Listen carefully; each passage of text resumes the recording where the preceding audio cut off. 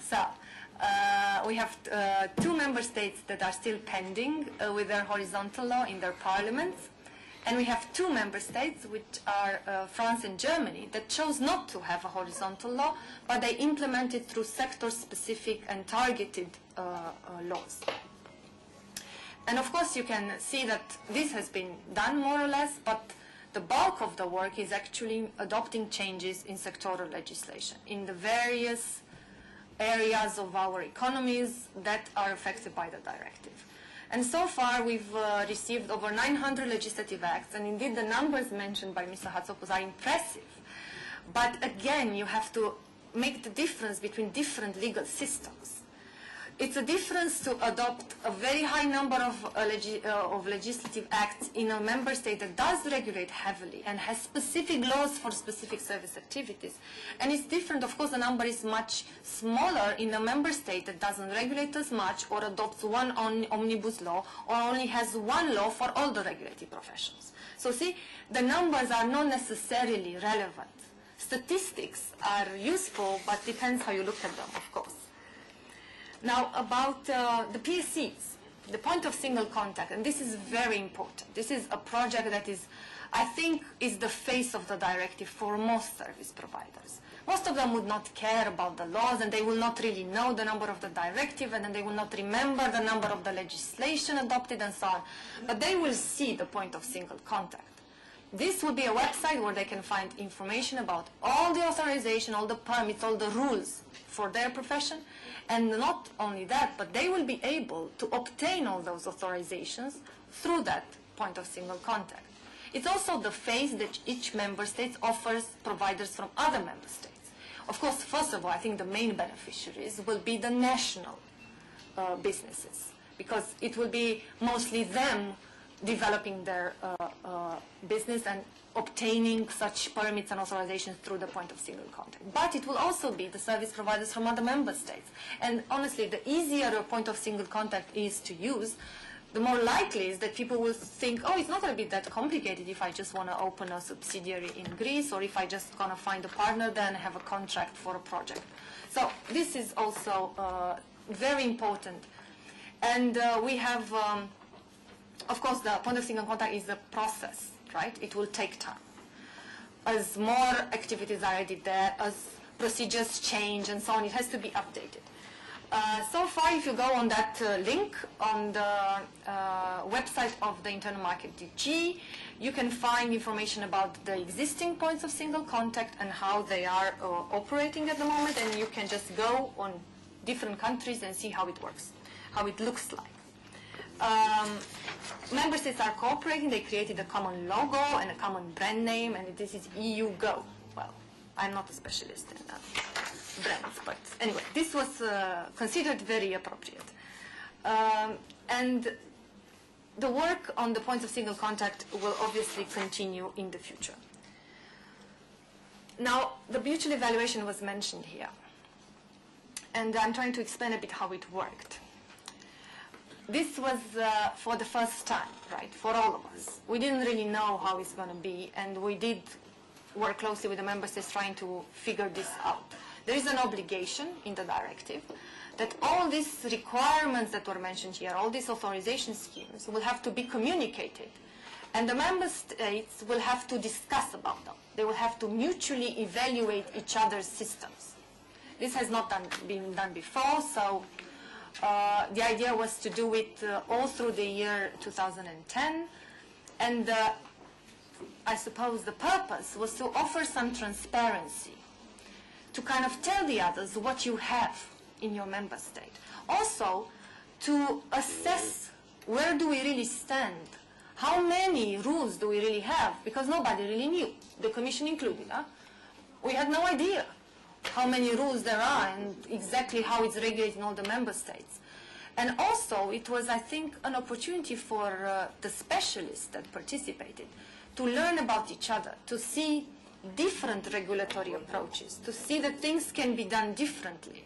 So it was really a learning exercise for all of us who participated. At the end of this process, there is an obligation in the directive for the Commission to present a report. So this will be coming probably at the beginning of next year, and we are currently working on it. What we did. So the member states did the screening, and you saw how difficult that was and how difficult it is. I'm sure you're going to hear from the following speaker. And the scope of these requirements that were identified did not cover the whole directive. We had the obligation to communicate was only limited to authorization schemes, to the gray requirements we mentioned, to the ones that you impose on incoming service providers, and to restrictions on multidisciplinary activities. This is the type of restrictions, you know, that would not allow a lawyer to work together with an accountant in some member states. These are, you cannot do several activities together. This is a restriction to multidisciplinary activities. So these were, if you want, the areas where member states were supposed to look at their requirements and then communicate to each other and to discuss. Well, that was very nice in principle, but of course everybody communicated in their own language. And this made work, you know, quite difficult. And also the numbers were very high. We didn't know at the beginning really how many would that be. And we ended up with around 35,000 requirements, so just to have an idea. Of course, again, the numbers are not always relevant, because we got a lot, for example, from the Netherlands. Does that mean the Netherlands regulates so heavily everything? Not really, on the contrary, actually. Netherlands has a quite light regulatory system, but what they have is that they have local authorities that can set rules on, in some aspects, completely different from one village to the other. So they had to communicate all these. So we were flooded, if you want, with Dutch requirements. And the same was, if you want, to a certain extent true for countries like Spain or Germany that have such a structure that they would have regional or state-level requirements. So the numbers were not necessarily statistically, you could not say the country is, you know, more regulated than the other just based on the number of requirements. Anyway.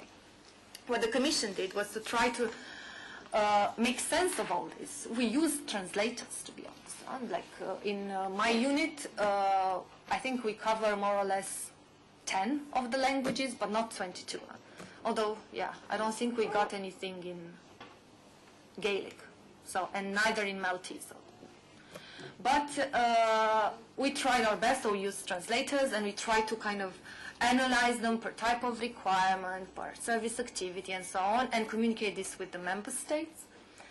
And it involved a lot of work for the colleagues in the national administration. They started working in clusters, in groups of member states, because you couldn't meet 30 member states on everything. So first they started working in groups of 5 or 6, 30 because we have the Norway, Liechtenstein, and Iceland as well in this process. So we started meeting in groups, we discussed specific issues, and then we met in plenary meetings in Brussels, and we went through all this all over again. And this took between March and October this year, so it's recently been finished.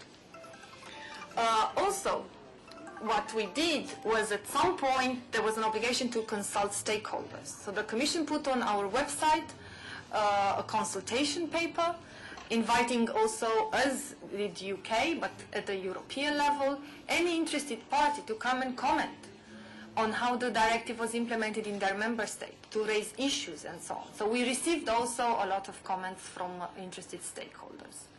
And the results of this mutual evaluation, together with the comments we got from the consultation, will feed into the report that the Commission has to write and present to the European Parliament and the Council, probably in January next year. And this is pretty much how the mutual evaluation worked. And if there are any questions, I will be happy to answer. And now I hope Gris will tell us more how it feels from the side of the Member States administration. Thank you.